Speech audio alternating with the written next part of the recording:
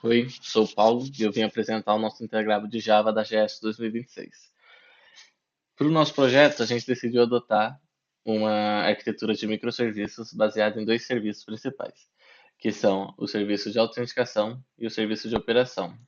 No qual o serviço de autenticação ele fica responsável por todas as entidades de usuário, sim, essas três, são três tipos de usuário, mais a geração de token e todo o processo de login do usuário. Enquanto o serviço de operações ele gerencia os satélites e as inspeções. Perfeito. Dada essa divisão, em alguns momentos vai ter um impasse, no qual, por exemplo, para criar um satélite, a gente precisa passar uma provedora de lançamento ao qual aquele satélite está sendo solicitado. E para ir, e dentro do nosso serviço de operação, a gente vai receber esse Launch Provider ID, que é o nosso ID de provedora de lançamento, e tem que validar se esse ID existe ou não dentro da base de dados. Só que essa tabela não é de domínio do Operation Service. Então ele precisaria fazer uma requisição HTTP para o outro serviço, para o serviço de autenticação, para validar isso. Certo? Mas para o nosso projeto a gente decidiu adotar uma abordagem um pouco diferente, na qual sempre que o Authentication Service receber uma alteração nas entidades de interesse aqui, que são as de usuário, ele vai enviar uma mensagem para o broker e o Operation Service vai estar ouvindo e vai consumir essas mensagens assim que elas chegarem no broker e, e vai gerar um registro interno com as informações que o interessa, que são apenas se o usuário existe ou não, basicamente isso. E essas informações vão ser armazenadas dentro de um banco NoSQL. Perfeito. Então aqui eu vou mostrar os nossos arquivos. Nosso projeto está aqui dentro. Então estão aqui dois projetos separados, com pontos diferentes e toda a modelagem de dados separada. O banco de dados é compartilhado, o sequencial, mas os domínios ali dentro da API são totalmente separados. O Docker Compose ele não está funcionando, infelizmente, mas a gente tem aqui containers rodando. Aqui eu dei um Docker PS agora há pouco e mostra aqui ó, que tem um Mongo rodando e um ActiveMQ. E é isso aqui que os nossos microserviços estão usando para se comunicar. Perfeito, estou aqui mostrando um pouco mais dos arquivos. A gente acessa aqui os arquivos de modelo. A gente percebe que tem algumas entidades aqui, enquanto no outro serviço ele possui outras.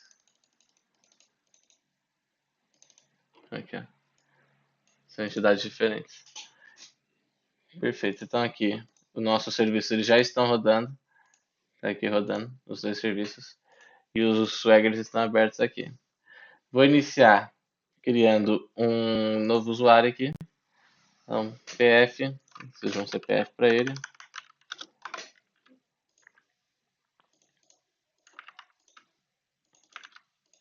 Vou colocar um nome que sou eu, Paulão.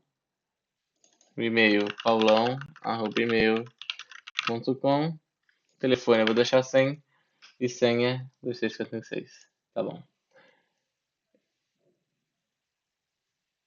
O usuário ele não foi criado porque esse e-mail já está cadastrado, mas agora consegui criar um usuário. Então vou fazer login desse usuário,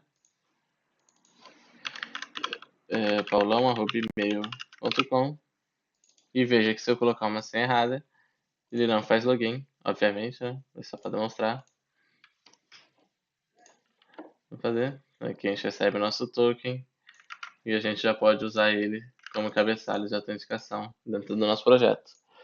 Com esse token, a gente ganha acesso a outros endpoints. Por exemplo, a gente ganha acesso ao endpoint de satélite, de criação de satélite. Deixa eu adicionar esse token nesse outro Swagger e eu posso adicionar um novo satélite. Então aqui eu vou adicionar para Launch Provider ID 1, vou adicionar satélite satélite bom. Ele vai ter 1 metro 1 metro por 1 metro por 1 metro, 1 metro cúbico, e vai pesar 1,5 quilos. Um microsatélite. Aqui. Esse satélite é demais. Vou criar aqui e veja que o nosso serviço de operação foi capaz de validar tanto o usuário que fez a requisição quanto o launch, a provedora de lançamento, a existência dela ou não. Enquanto isso, se a gente verificar aqui dentro dos nossos logs, a gente vai ver que tem um erro ali em cima, né? Tinha dado um 500 antes, mas a gente vê que quando a gente criou um novo usuário, não, esse aqui é o antigo, esse aqui já foi o antigo, mas é aqui, ó, quando a gente criou um novo usuário agora há pouco, ele recebeu esse evento e criou um novo shipper dentro do MongoDB. Então, se a gente acessa aqui o nosso banco, conecta ele, a gente consegue ver que foi criado um novo shipper com ID 3 e com user account 12, que é exatamente o usuário que a gente acabou de criar. Ok, então agora eu vou... Então agora que a gente criou esse satélite, o jogo passa para o outro lado. Então agora cabe à empresa, ou funcionário da empresa, provedora de lançamento, liberar o nosso satélite para ser enviado.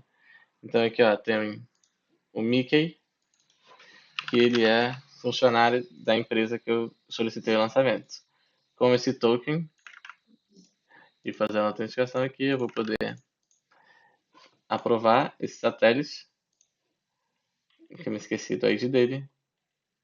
Deixa eu só pegar aqui. O ID do satélite é 2, então vou aprovar esse satélite.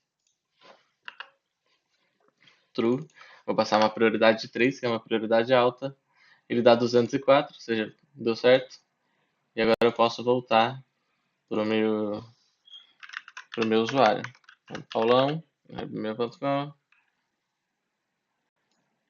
Perfeito. Opa, não é aqui, aqui. Então agora o próximo passo do usuário será adicionar um código de rastreio para o satélite dele. Então aqui vou colocar um código de rastreio aleatório. E veja que ele não permitiu eu criar um código de rastreio aleatório. Isso é porque ele está usando FEM. Permita-me demonstrar aqui.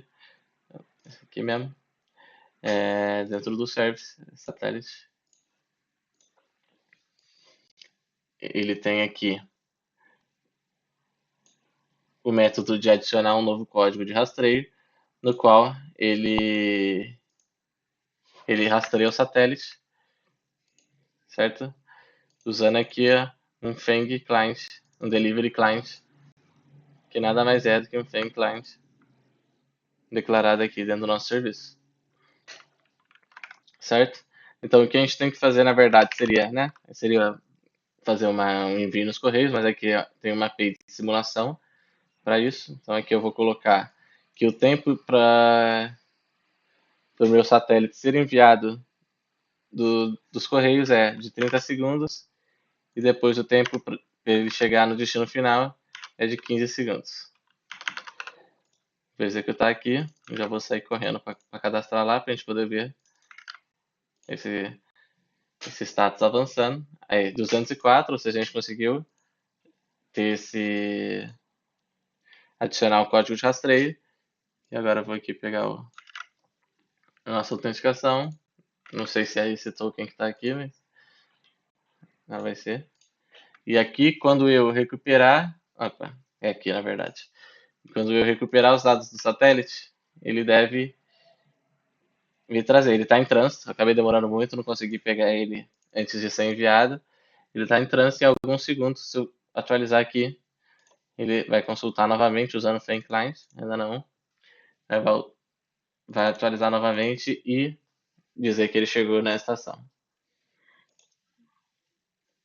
Aí agora sim, ele já está pendente de inspeção, ou seja, ele chegou na base e já está esperando por um operador inspecionar esse satélite e validar se está tudo certo.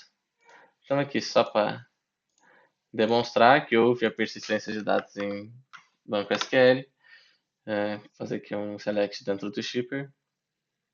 A gente vê aqui, ó, Paulão, que é o usuário que a gente acabou de criar, de user account 12, ID 3, etc.